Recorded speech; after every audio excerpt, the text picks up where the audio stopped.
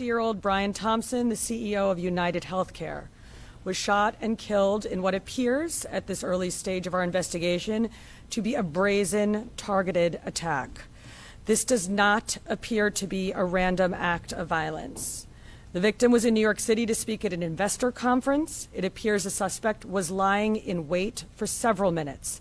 And as the victim was walking to the conference hotel, the suspect approached from behind and fired several rounds, striking the victim at least once in the back and at least once in the right calf. From video, we see at 6:44 a.m., the victim is walking alone towards the Hilton after exiting his hotel across the street. We believe the victim was headed to the Hilton Hotel to attend the United Health Group Investors Conference that was scheduled to start at 8 a.m. The shooter appears to be a light-skinned male. He's wearing a light brown or cream-colored jacket, a black face mask, black and white sneakers, and a very distinctive gray backpack. The shooter steps onto the sidewalk from behind the car. He ignores numerous other pedestrians, approaches the victim from behind, and shoots him in the back. The shooter then walks toward the victim and continues to shoot. It appears that the gun malfunctions as he clears the jam and begins to fire again. About an hour and 20 minutes before the start of the conference, is there any indication that he was going to meet someone? Because it's pretty early.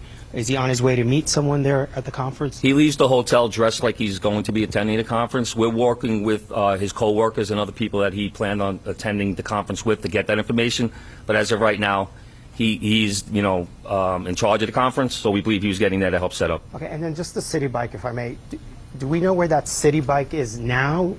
Does he dock it, or does he keep riding it? We're still tracking video. The last we see with him on that bike is in Central Park. Is there a way to track that bike? There are GPSs on those bikes. We'll be working with the company. All right, we're going to move over. We're going to go NJ Burkett. Thank you. Chief, were any words exchanged? If so, what were the words? I'm told a cell phone was recovered in an alleyway on his escape route. Does that appear to be connected to the suspect?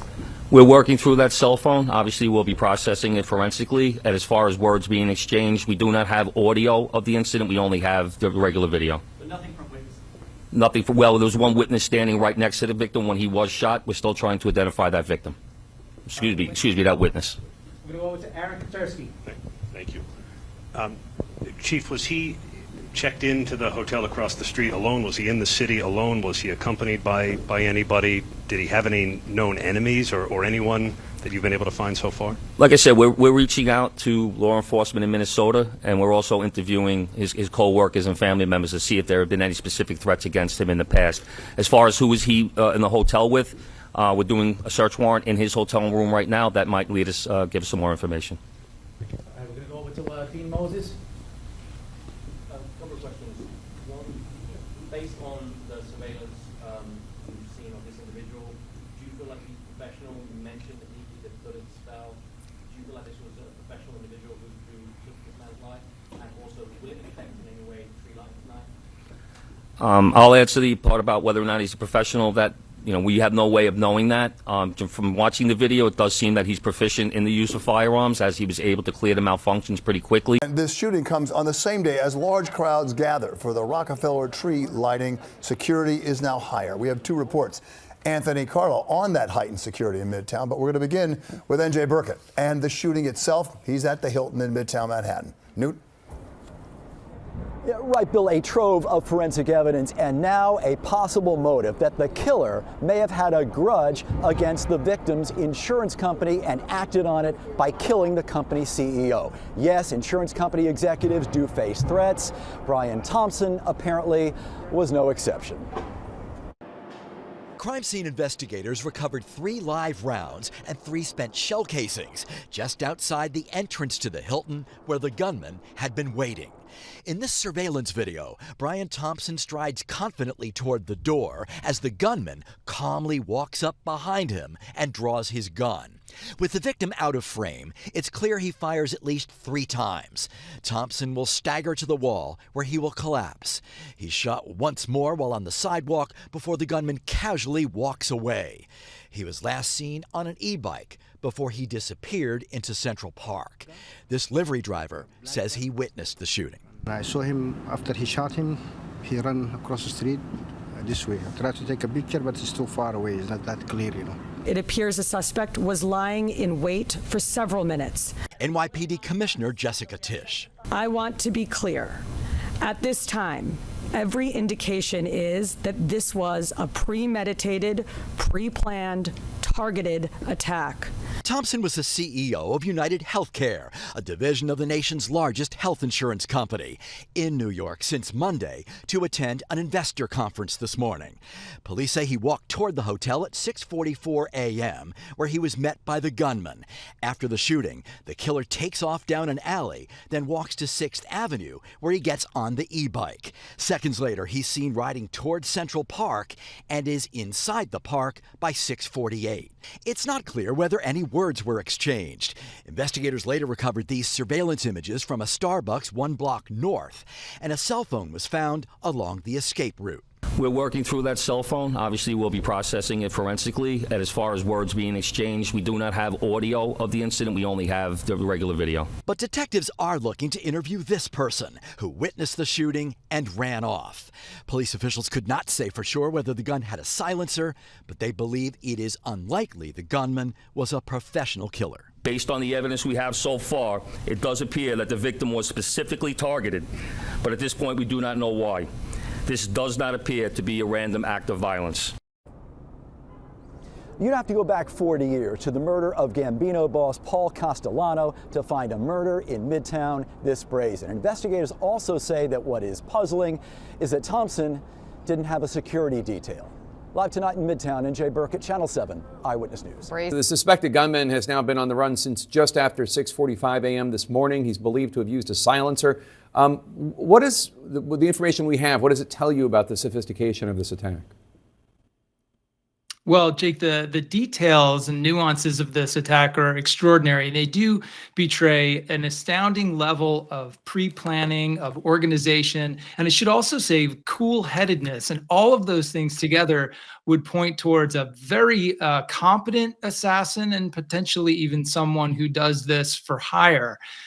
We know first by his use of the weapon. He's carrying a 9mm semi-automatic pistol. It appears to be equipped with some sort of silencer or suppression device. These are not things that you see on everyday, ordinary homicides, drive-by shootings, things like that. This is a pretty advanced piece of equipment. He uses it with great precision. His timing is impeccable. He waits behind the SUV until the target walks past. He steps out behind the target so as not to be seen. He shoots once and then follows it up with 2 additional shots to make sure he's got a complete kill. And of course, he's able to recycle the weapon to clear an ammunition jam in the middle of the attack. That shows a high degree of training on firearms, training that in which you practice over and over how to clear a jam from a gun in the middle of a firefight. He's clearly adept at those skills. And I think the timing and the way he conducts himself also really lend to this impression that this is someone who is very serious and spent a lot of time thinking this through. We really don't know what it was about, but shocked that somebody would be killed in broad daylight in New York. That's really quite shocking. Police say the city is still safe and the lighting will go on as planned. This is a terrible event, but we're going to go on and people are going to enjoy the tree lighting tonight. In New York City, I'm Lee Waldman reporting. Brian was a wonderful person with a big heart and who lived life to the fullest. He will be greatly missed by everybody. Our hearts are broken and we are completely devastated by this news. He touched so many lives. Colleagues, I'm deeply saddened to tell you that earlier this morning, our friend and colleague Brian Thompson was killed just outside our investor conference hotel in New York. There are no words to describe how so many of us are feeling right now. Brian was a truly extraordinary person who touched the lives of countless people throughout our organization and far beyond. It's a terrible tragedy, and I know we are in shock and disbelief. Our hearts are with his family, especially his mom, his wife Paulie, his brother, and his 2 boys who lost their father today. Please keep them in your thoughts and prayers, and be assured we'll be there for them. I hope you, will now all do the same for one another as we all grieve together during this awful time.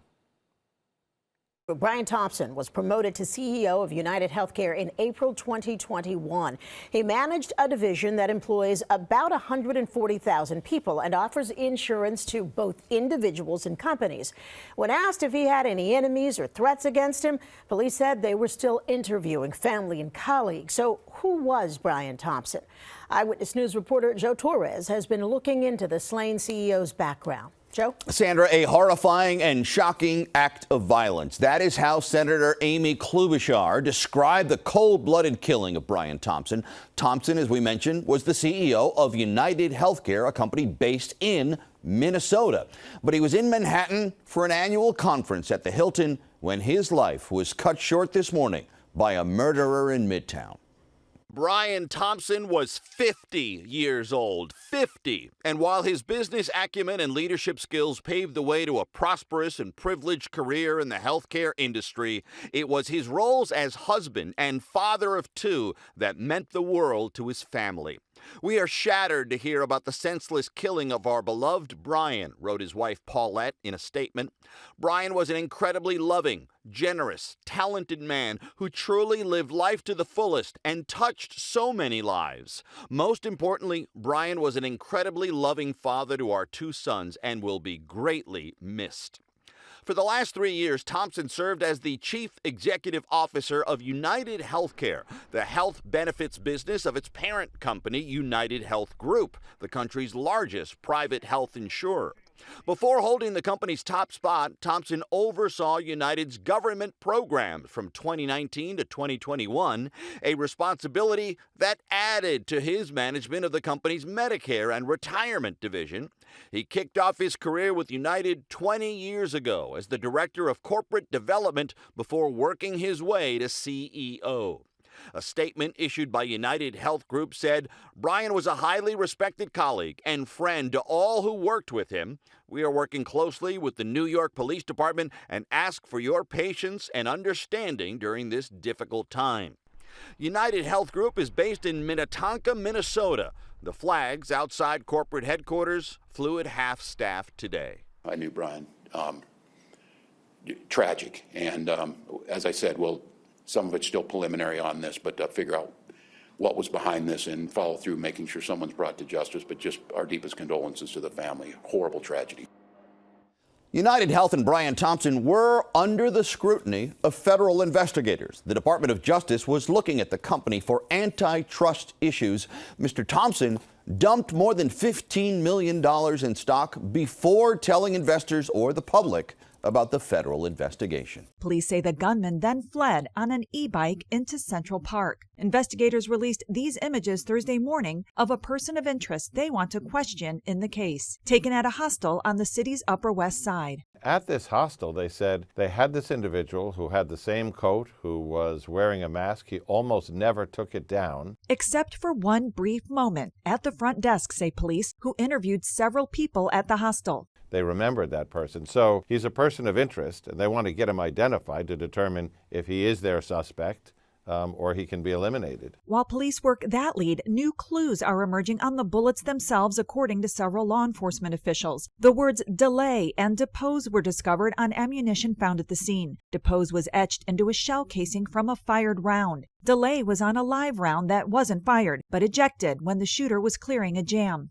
They are operating on the theory that the bullets had a message against insurance companies who, when hit with claims, will delay or go to court and take depositions. If someone has heard him use those words before and sees that picture, especially of his face in the Starbucks, they would be able to put two and two together and get in touch with law enforcement, hopefully. I'm Laura Aguirre reporting.